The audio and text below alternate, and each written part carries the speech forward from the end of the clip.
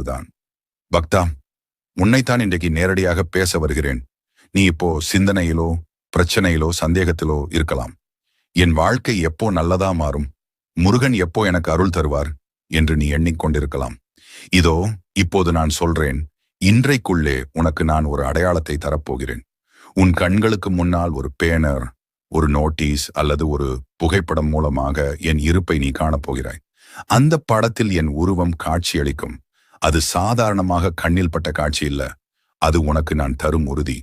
பக்தா, உன்னோட பிரச்சனைகள் குறைய போகுது, நல்லது உன்னை தேடி வரப்போகுது என்பதற்கான சான்று. அந்த காட்சி வந்த உடனே நீ நம்பிக்கையோடு முருகனை நினைச்சு உன் மனசுல இருக்கும் ஆசையை சொல்லு.